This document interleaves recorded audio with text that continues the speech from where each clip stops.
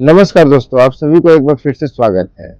दोस्तों, वीडियो के पार्ट 1 में हमने जाना कि 1947 में भारत और पाकिस्तान का बंटवारा कैसे हुआ, जम्मू कश्मीर भारत में कैसे शामिल हुआ, पाकिस्तान की तरफ से कबायली हमला कैसे हुआ, पहला भारत पाकिस्तान युद्ध क्यों हुआ और आखिर में सीज फायर लाइन कैसे बनी, जिसे आज हम लोग लाइन ऑफ कंट्रोल यानी एलओसी के नाम से जानते हैं। लेकिन दोस्तों, कहानी यहीं से खत्म नहीं होता है। असल में इस भारत और पाकिस्तान के विवाद में एक नया अध्याय शुरू होता है, क्योंकि दोस्तों अब इस कहानी में एक तीसरा देश का एंट्री होता है, वह है चीन। दोस्तों, चीन के आने के बाद पीओके सिर्फ भारत और पाकिस्तान का विवाद नहीं रह जाता, बल्कि दुनिया के सबसे संवेदनशील इलाकों में से बन जाता है।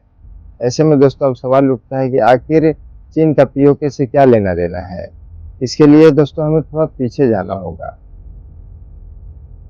दोस्तों, साल था 1962 का। भारत और चाइना के बीच में सीमा विवाद को लेकर युद्ध हुआ। हालांकि युद्ध ज्यादा लंबा नहीं चला, लेकिन इसके नतीजे आज भी दिखाई देते। दोस्तों, उस युद्ध के बाद चाइना ने अक्साई चीन पर अपना नियंत्रण बनाए रखा, यानी एक तरफ पाकिस्तान का नियंत्रण वाला पीओके और दूसरी तरफ चाइना के नियंत्रण वाला अक्साई चीन।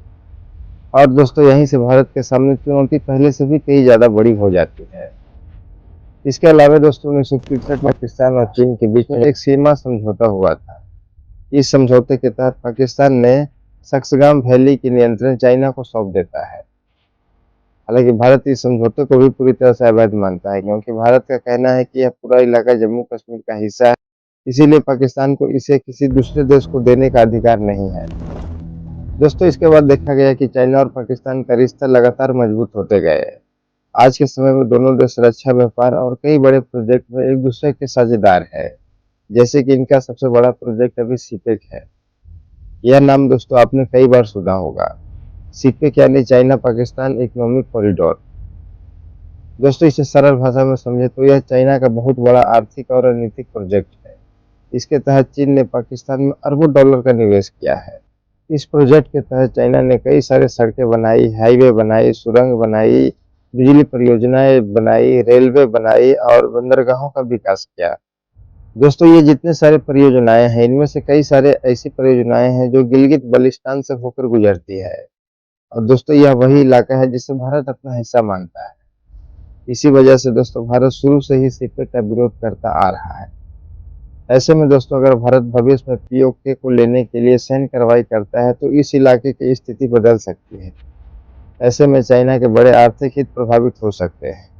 और दोस्तों, यही कारण है कि चीन इस पूरे क्षेत्र को बहुत ही महत्वपूर्ण मानता है। अब दोस्तों आते हैं आज के सबसे बड़े सवाल पर कि भारत ने आज तक पीओके को लेने की कोशिश क्यों नहीं किया। दोस्तों, सोशल मीडिया पर अक्सर लोग लिखते हैं कि भारत चाहे तो कुछ ही दिनों में पीओके को वापस ले सकता है।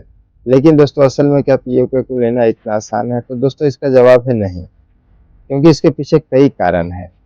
पहला कारण है परमाणु हथियार।